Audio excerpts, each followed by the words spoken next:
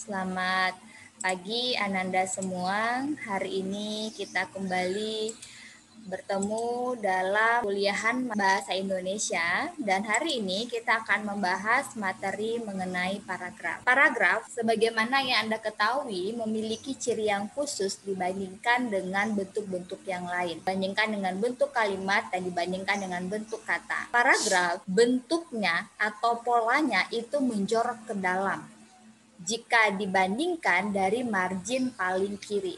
Jadi baris pertama pada paragraf itu menjorok ke dalam dari sisi margin kiri. Kita sering menyebut paragraf ini dengan istilah alinea.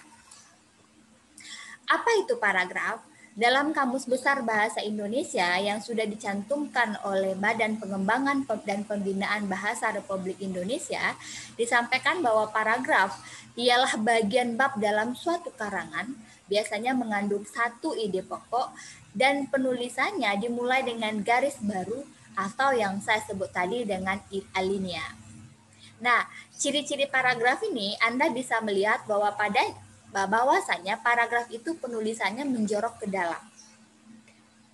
Lalu, satu paragraf terdiri atas 3-7 kalimat. Nah, ini penting untuk Anda ketahui bahwa satu paragraf itu minimal terdiri atas 3 kalimat. Mengapa 3 kalimat? Karena kalimat pertama merupakan kalimat topik atau kalimat utama dan 2 kalimat lainnya menjadi minimal kalimat penjelas. Nah, dalam sebuah paragraf harus dimuat maksimal hanya 7 kalimat. Mengapa hanya 7 kalimat? Karena kalau kalimat tersebut lebih dari 7, diasumsikan nantinya akan terjadi pengulangan atau akan terjadi pemborosan atau ada kalimat yang tidak sesuai dengan apa yang dibahas. Oleh karena itu, ditetapkan bahwa sebuah paragraf terdiri atas 3-7 kalimat. Jadi boleh terdiri atas 3 kalimat, 4 kalimat, 5 kalimat, atau paling banyak 7 kalimat. Nah, yang paling pasti paragraf itu harus memuat satu ide pokok. Satu ide pokok maksudnya hanya boleh satu hal yang dibahas diulas secara kontinu atau terus-menerus dalam paragraf tersebut. Nanti Anda akan melihat bagaimana satu ide pokok tersebut dibahas dalam sebuah paragraf.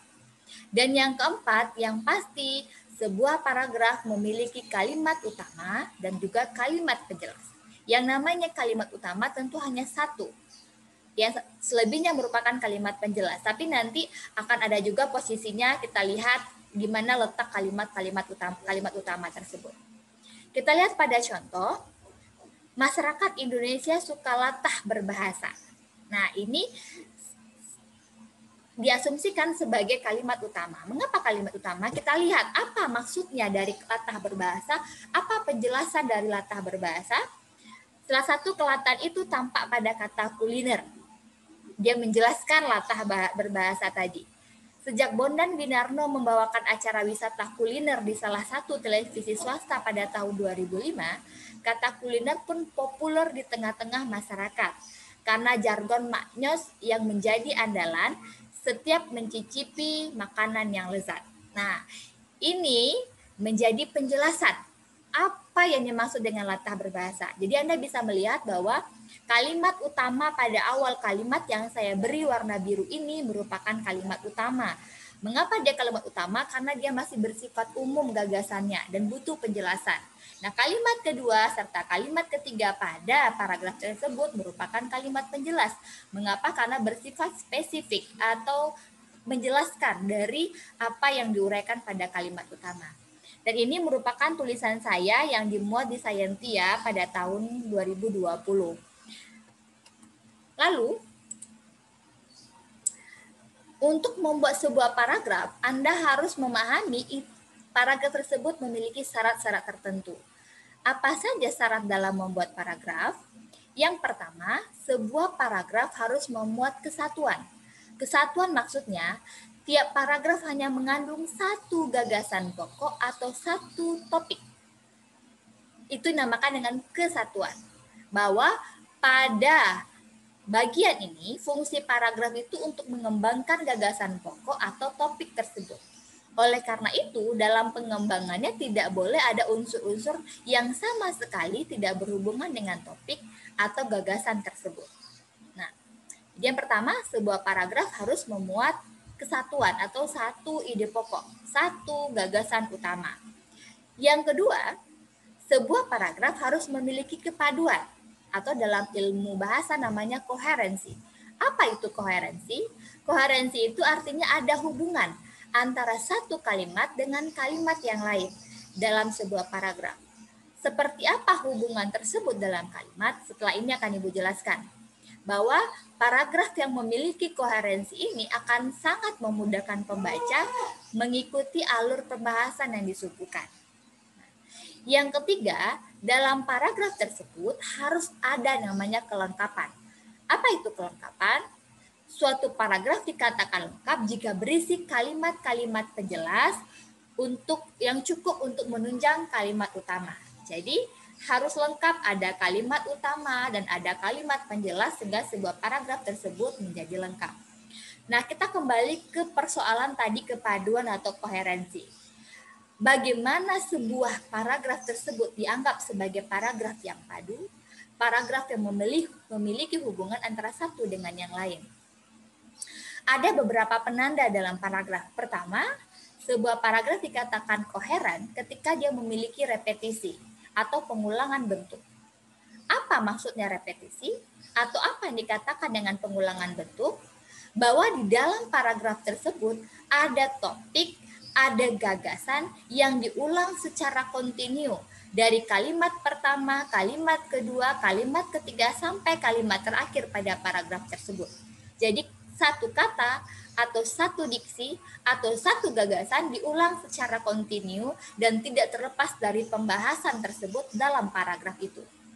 Anda bisa lihat pada contoh repetisi ini, saya sudah memberi warna orange atau warna kuning ini ya, warna kuning bahwa ada kata yang diulang yaitu kata sampah. Kita baca. Sampah selalu memusingkan. Sampah yang dibuang di sembarangan tempat membuat lingkungan menjadi tidak indah dan kotor. Sampah yang dibuang ke aliran air mengakibatkan penyumbatan. Penimbunan sampah di tempat tertentu menimbulkan bau busuk dan lingkungan tercemar. Pemerintah harus cepat mencari solusi yang cepat untuk mengatasi masalah sampah ini. Jadi, Anda bisa lihat pada paragraf ini ada yang namanya repetisi atau pengulangan. Apa yang diulang? Kata sampah itu diulang dari awal sampai akhir. Sehingga yang dibahas adalah persoalan sampah, dan pada bagian akhir pun juga diulas tentang sampah. Pengulangan bentuk sampah ini membuat paragraf menjadi koheren, menjadi padu. Karena yang dibahas dari awal sampai akhir itu saling berkaitan. Selain repetisi, ada juga kepaduan sebuah paragraf ditandai dengan adanya kata ganti. Kata ganti dalam bahasa Indonesia ada dua. Yang pertama, kata ganti orang. Yang kedua, kata ganti yang lain, seperti kata ganti petunjuk atau kata ganti tempat. Nah, pada kata ganti orang, untuk orang pertama itu ada saya atau aku, digantikan dengan ku. Untuk orang pertama tunggal ya, orang pertama jamak ada kita, ada kami. Orang ketiga ada engkau, ada orang kedua ada engkau dan kau, ada kamu dan mu. Kalau jamaknya kamu sekalian. Orang ketiga ada dia, ada ia, ada beliau, ada mereka, adanya. Nah, untuk kata ganti yang lain, seperti kata ganti penunjuk itu ada itu, ini, kata ganti waktu tadi, begitu, demikian, kata ganti tempat di situ, ke situ, di atas, di sana, di sini. Jadi, dalam paragraf tersebut kita menggunakan kata ganti ini untuk menunjukkan bahwa terjadi bahwa terdapat ada hubungan kepaduan antara satu yang dibahas dengan yang lain. Contoh kata ganti orang, Anda bisa lihat pada kalimat Rudi memiliki peringkat teratas di kelas. Yang dibahas ialah Rudi. Lalu, ketika belajar, dia sangat fokus dan tidak mudah terganggu. Teman-temannya, yang kata ganti pertama ada dia menggantikan Rudi. Teman-temannya, nya juga menggantikan Rudi. Teman-temannya sering meminta tolong untuk diajari matematika. Selain itu juga menunjukkan kata ganti untuk penunjuk. waktu di sini. Selain itu, dia sering menyempatkan diri untuk mengajari teman-temannya yang belum paham. Nah, pada paragraf ini untuk memadukan atau menghubungkan kalimat pertama dengan kalimat yang lain, penulis itu menggunakan kata ganti orang ketiga yaitu dia dan ia dan nya itu untuk menggantikan subjek atau pelaku pada paragraf tersebut yaitu Rudi. Nah, ada lagi contoh kata benda. Tadi kan kata ganti orang ya, ada lagi contoh kata benda yaitu ada beberapa varian dendeng dalam masakan khas Padang. Salah satunya ialah dendeng balado. Makanan ini merujuk pada dendeng tadi. Terbuat dari daging sapi yang dipotong tipis dan melebar. Daging sapi tersebut juga merujuk pada dendeng tadi. Kemudian dijemur di bawah sinar matahari sampai kering. Setelah dijemur sampai kering, daging sapi digoreng. Kemudian diberi bumbu berbahan dasar cabai atau biasa dikenal dengan bumbu balado. Nah, dengan menggunakan kata ganti benda ini, kita bisa melihat adanya hubungan antara kalimat kedua dengan kalimat sebelumnya. Lalu, yang ketiga, sebuah paragraf juga bisa ditandai dengan adanya kata hubung. Antara kalimat yang satu dengan kalimat yang lain, itu memiliki hubungan, memiliki keterkaitan. Bagaimana cara menghubungkannya? Biasanya dengan adanya kata hubung dalam paragraf tersebut. Misal, kalau nanti Anda mau menjelaskan adanya hubungan tambahan dalam kalimat tersebut, bahwa kalimat kedua merupakan tambahan makna atau tambahan penjelasan dari kalimat pertama, kita bisa menggunakan kata hubung seperti selanjutnya, tambahan pula, di samping itu. Lalu kalau ingin mempertentangkan, kita bisa pakai mempertentangkan kalimat kedua dengan kalimat pertama, kita bisa pakai kata hubung akan tetapi, walaupun demikian, lain halnya dengan. Untuk membandingkan kalimat kedua dengan kalimat pertama, kita bisa menggunakan kata hubung dalam hal demikian, sehubungan dengan itu, atau untuk melihat hubungan akibat antara kalimat kedua dengan kalimat pertama, kita bisa menggunakan kata hubung oleh karena itu, akibatnya. Nah, begitu juga dengan hubungan tujuan menggunakan untuk maksud itu, untuk itu, hubungan singkatan, singkatnya sebagai simpulan, hubungan waktu, sementara itu, setelah itu, atau hubungan tempat berdekatan dengan itu. Artinya apa? Dengan menggunakan kata hubung ini dalam paragraf yang biasanya diletakkan pada kalimat penjelas, ingat ya, diletakkan pada kalimat penjelas, baik pada kalimat kedua dalam paragraf atau kalimat ketiga sampai kalimat terakhir pada paragraf tersebut, ini bisa menunjukkan adanya koherensi, adanya kepaduan atau hubungan antara kalimat yang satu dengan kalimat yang lain. Hal lain yang perlu Anda ketahui terkait apa saja jenis-jenis dari paragraf. Ada beberapa indikator atau pembeda dari jenis-jenis paragraf, tapi yang paling utama yang perlu Anda ketahui ada dua. Yang pertama tentu berdasarkan letak kalimat utama. Berdasarkan letak kalimat utama, paragraf dibedakan atas paragraf deduktif, paragraf induktif, paragraf deduktif-induktif atau paragraf campuran, dan juga ada paragraf yang keseluruhan kalimatnya merupakan kalimat topik atau tidak ada sama sekali kalimat topik di dalamnya karena di dalamnya merupakan kalimat yang penting. Nah, Anda bisa lihat yang pertama itu paragraf deduktif. Paragraf deduktif merupakan paragraf yang kalimat topik terletak di awal paragraf. Terletak di awal paragraf, Anda bisa lihat pada warna yang saya beri bedakan pada awal paragraf. Arang aktif merupakan sejenis arang yang diperoleh dari pembakaran yang mempunyai sifat tidak larut dalam air. Bagaimana penjelasannya? Arang ini dapat diperoleh dari pembakaran zat arang tertentu seperti ampas tebu, tempurung kelapa, dan tongkol jagung. Jenis arang ini banyak digunakan dalam beberapa industri pangan atau non-pangan. Industri kimia dan farmasi juga menggunakan jenis arang ini, seperti memurnikan minyak, menghilangkan bau yang tidak murni, dan menguapkan zat yang tidak perlu. Anda bisa lihat bahwa kalimat yang bersifat umum terletak pada awal paragraf, lalu kalimat yang bersifat penjelasan terletak pada kalimat kedua, kalimat ketiga dalam paragraf tersebut. Berbeda dengan paragraf deduktif, sementara itu paragraf induktif, kalimat topik terletak di akhir paragraf.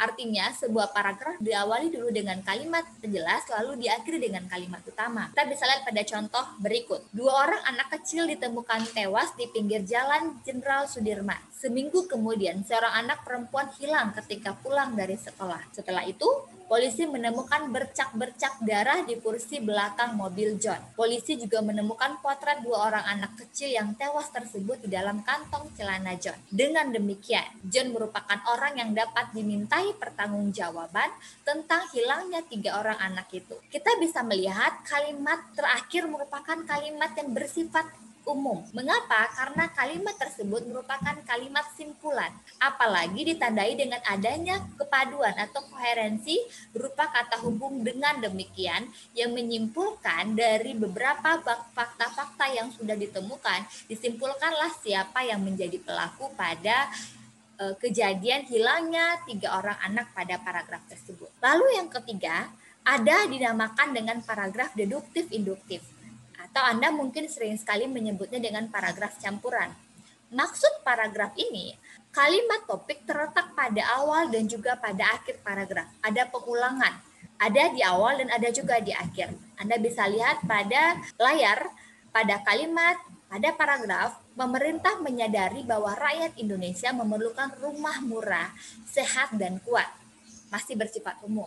Dijelaskan pada para kalimat berikutnya, Departemen Pekerjaan Umum sudah lama menyelidiki bahan rumah yang murah tetapi kuat. Bahan perlit yang diperoleh dari batu-batuan gunung berapi menarik perhatian para ahli. Lagi pula, bahan ini dapat dicetak menurut keinginan seseorang.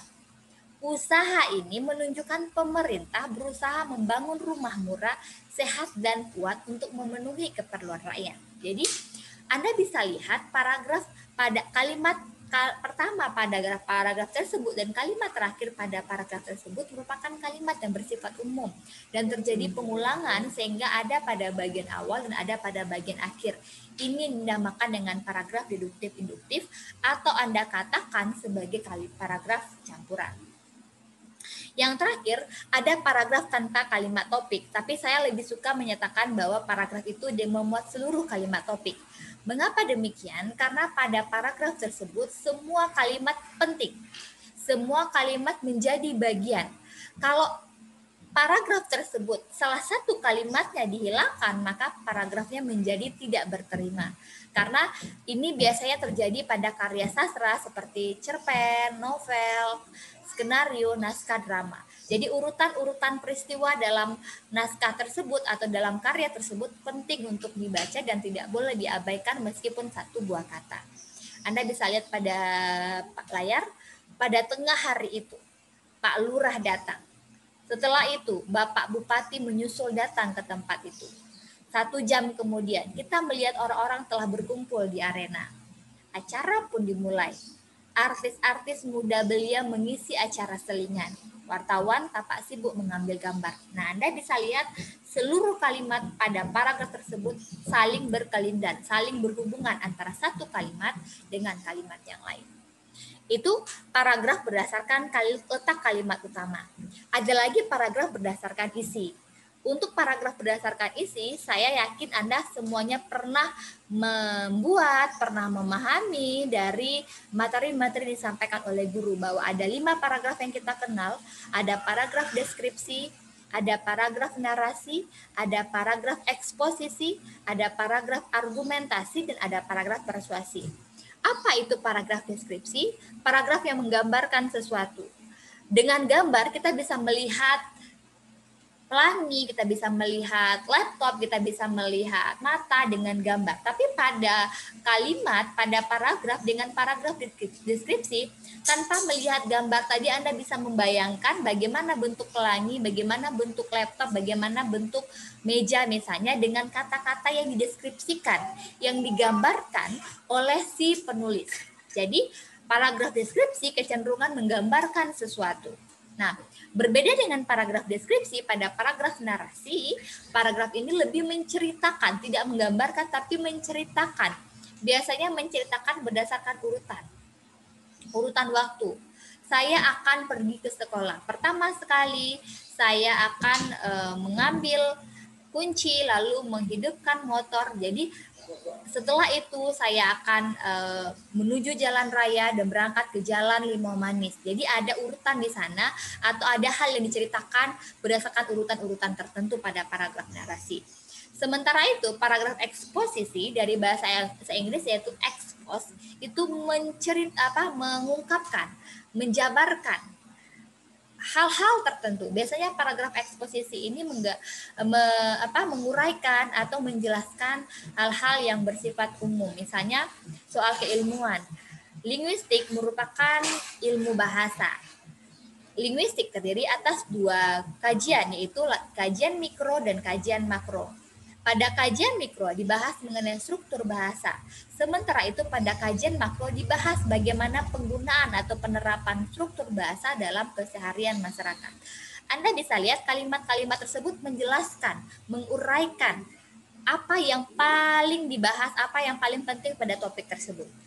Lalu kalau paragraf argumentasi merupakan paragraf yang menjelaskan argumen pendapat kita. Misalnya saya menyatakan bahwa pemilihan kepala daerah pada saat pandemi ini cukup mengkhawatirkan. Nah, kata cukup mengkhawatirkan adalah pendapat saya. Tapi mungkin bagi orang lain, pemilihan pada masa pandemi ini harus dilanjutkan karena ini berkaitan dengan kepemimpinan atau periode-periode kepemimpinan. Nah, ketika kita berbeda pendapat, ini dikatakan dengan paragraf argumentasi. Pendapat kita mungkin berbeda, tetapi alasan perbedaan tersebut harus dijelaskan secara ilmiah. Tidak boleh berdasarkan pendapat-pendapat pribadi. Karena kalau dijelaskan berdasarkan pendapat-pendapat pribadi, akan cenderung menyebabkan terjadinya perdebatan atau permusuhan. Tapi kalau dijelaskan dengan pandangan-pandangan ilmiah, hal-hal yang bersifat fakta dan logis, itu akan menyebabkan orang menerima pendapat-pendapat kita.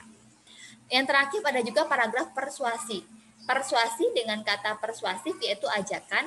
Paragraf persuasi artinya mengajak orang lain untuk melakukan apa yang akan kita sampaikan, apa yang disampaikan oleh penulis. Misalnya tadi pada contoh paragraf deduktif yang tentang sampah, pada bagian akhir kita bisa menyatakan bahwa marilah kita membuang sampah pada tempat yang telah disediakan. Atau marilah kita kumpulkan sampah, kita pilah dan kita buang atau kita berikan kepada bank sampah agar bisa diolah untuk kebutuhan yang lain.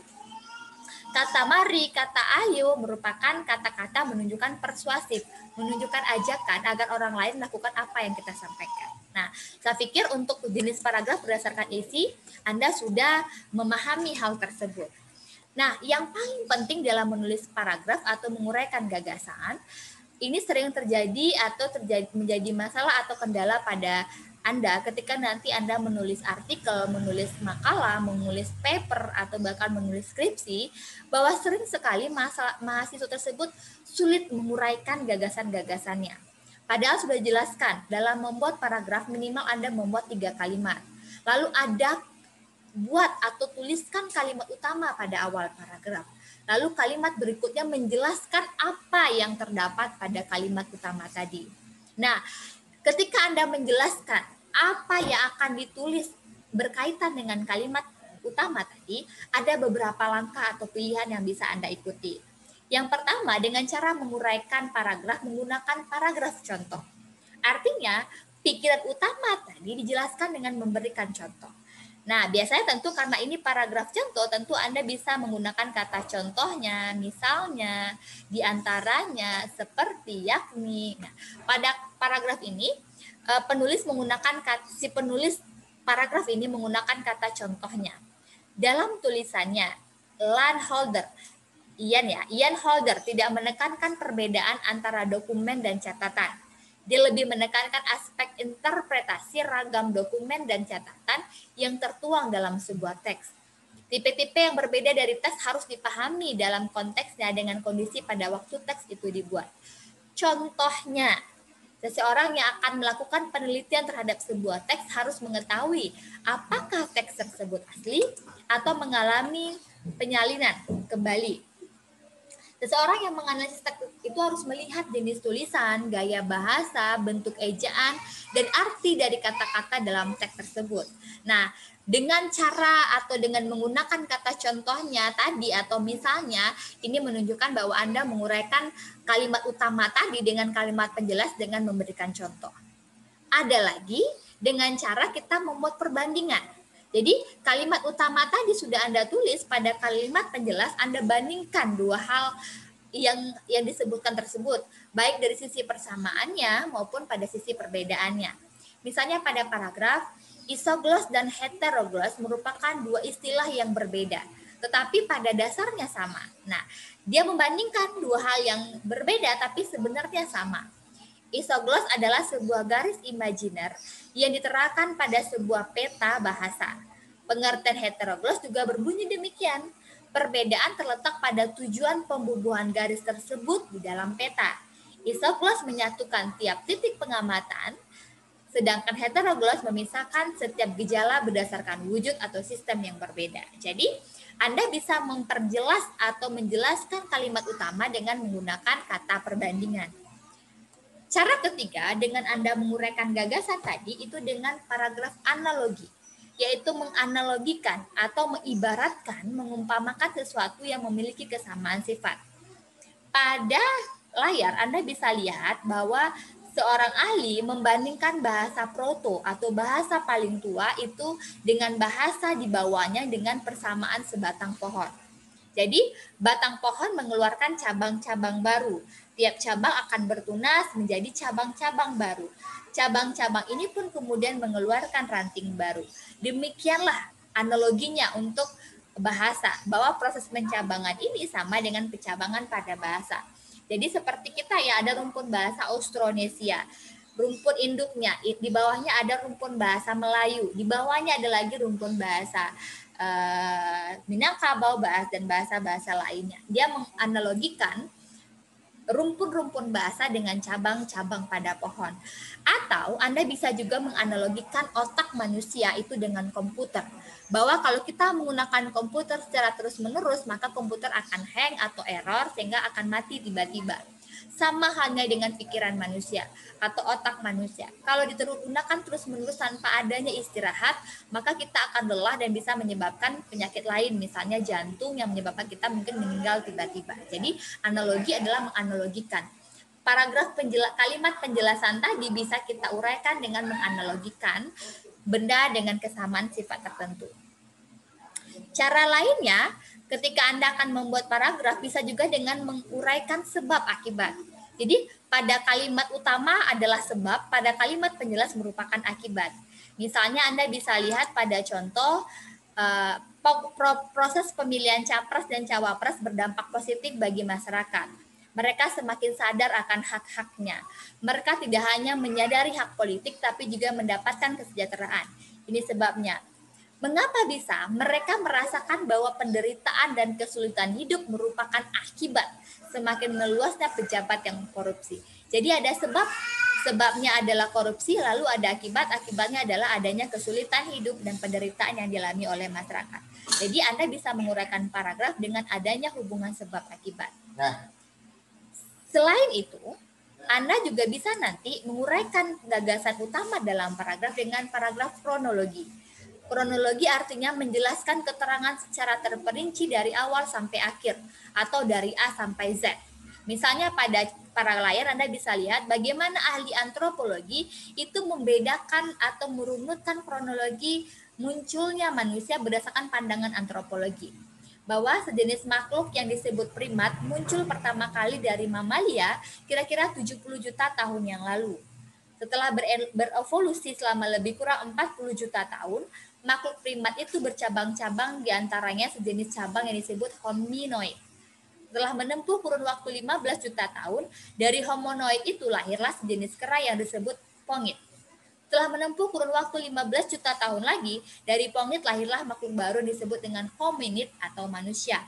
Ini pandangan ahli antropologi. Anda tidak bisa samakan pandangan ini dengan ahli agama atau dengan ahli biologi dan lain-lain. Jadi ini pandangan kronologi berdasarkan pandangan ilmu tertentu. Juga bisa Anda gunakan untuk menguraikan sebuah paragraf menggunakan paragraf kronologi. Di samping itu, Anda juga bisa menguraikan paragraf yang akan Anda tulis nanti menggunakan paragraf perincian. Artinya menguraikan sesuatu secara rinci. Misalnya, pada layar Anda bisa lihat contoh, alat indera adalah alat yang dimiliki manusia untuk mengenal sesuatu. Alat tersebut ada 5, Dia merinci apa yang 5 itu, yaitu mata, telinga, hidung, lidah, dan kulit. Mata berfungsi untuk mengenal rupa atau warna, telinga untuk mengenal suara, hidung untuk mengenal bau-bauan, lidah untuk mengenal rasa, dan kulit untuk mengenal halus atau kasarnya sesuatu. Jadi dirincikan yang menjadi kalimat utama tadi menjadi lebih spesifik dan lebih jelas atau lebih detail. Nah, selain itu, kita juga bisa menguraikan gagasan dalam paragraf dengan menggunakan paragraf definisi. Definisi artinya istilah menjelaskan pengertian yang terkandung dalam pikiran utama.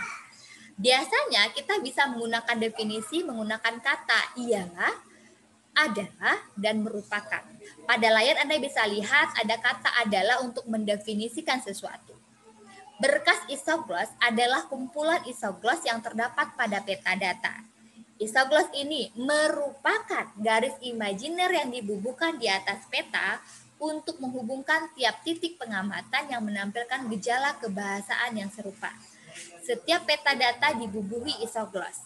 Cara membuat berkas isogloss adalah dengan menyalin isogloss pada setiap peta data tersebut. Jadi, kita bisa menguraikan paragraf tadi dengan menggunakan kata penjelasan yang definitif, itu kata-kata menjelaskan definisi seperti adalah, ialah, dan merupakan. Nah, Ananda itulah yang termasuk, itulah caranya nanti ketika setelah ini Anda akan diminta membuat sebuah karya ilmiah seperti artikel. Dalam artikel atau dalam sebuah teks tersebut Anda akan menyusunnya berdasarkan paragraf-paragraf. Jadi untuk memvariasikan paragraf tadi, Anda bisa mulai paragraf pertama dengan paragraf definisi, paragraf selanjutnya dengan paragraf contoh, lalu paragraf analogi, lalu paragraf apalagi tadi paragraf yang lainnya. Jadi Anda bisa variasikan bagaimana cara menguraikan gagasan ini. Nah, dalam paragraf yang perlu Anda perhatikan, ingat harus ada koherensi, kepaduan antara satu kalimat dengan kalimat yang lain.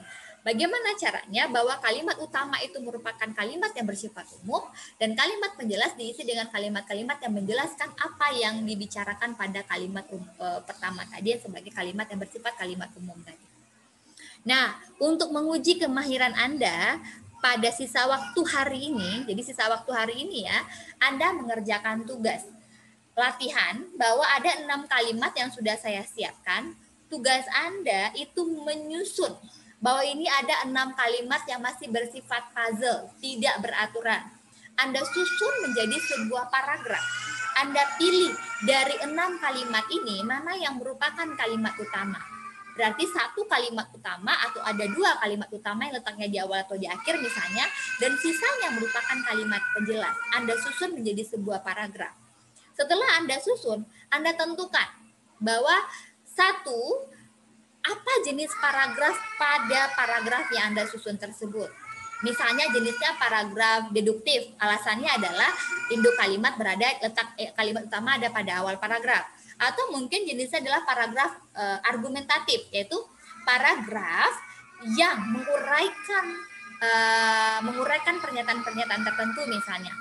Atau paragraf tersebut merupakan paragraf yang dikembangkan dengan contoh misalnya, ada kata contoh di dalamnya. Jadi nanti Anda menentukan jenisnya berdasarkan 3 paragraf tadi ya. Berdasarkan letak kalimat utama apa nama paragrafnya. Berdasarkan isi apa nama paragrafnya. Dan berdasarkan penguraian gagasan apa nama paragrafnya. Lalu Anda berikan alasan mengapa Anda mengkategorikannya pada paragraf tersebut. Yang kedua, Anda sebutkan hanya koherensi saja. Koherensi apa yang ada pada paragraf tersebut? Apakah repetisi? Apakah repetisi? Apakah tadi kata hubung yang digunakan atau kemudian kata ganti apa yang digunakan? Jadi Anda perhatikan di sana apa koherensi yang digunakan pada paragraf tersebut. Yang ketiga, secara spesifik kata hubung apa saja yang ada dalam paragraf tersebut. Misalnya ada kata hubung tetapi. Tetapi itu termasuk dalam kata hubung apa? Kata hubung pertentangan misalnya. Apa yang dipertentangkan Anda jelaskan dalam jawaban Anda. Nah, untuk latihan ini harus selesai dikerjakan hari ini. Jadi waktu kita berakhir berapa menit, tinggal dari sekarang Anda kerjakan dalam Microsoft Tidak usah Anda kerjakan tulisan tangan, karena nanti takut saya menyalin ya. Anda kerjakan dalam tulisan tangan, dalam bentuk paragraf, lalu Anda jawab di bawahnya. Anda scan menggunakan cam scanner, atau Anda foto menggunakan HP, Anda convert atau Anda konversikan ke dalam bentuk PDF, lalu kirimkan ke email sebagaimana seperti biasa Anda mengirimkan tugas. Jadi waktu pengiriman tugas ini tinggal berapa menit hari ini kita selesai perkuliahan, maka pada waktu itulah tugas ini dikumpulkan. Karena hanya satu paragraf yang Anda analisis, tidak perlu waktu yang banyak. Saya yakin Anda bisa menyelesaikannya pada hari ini. Nah, itu Ananda pertemuan kita hari ini mengenai paragraf. Anda silakan tutup pertemuan hari ini dengan menyelesaikan latihan yang sudah Ibu bagikan tadi. Sekian saja pertemuan kita hari ini. Terima kasih. Assalamualaikum warahmatullahi wabarakatuh.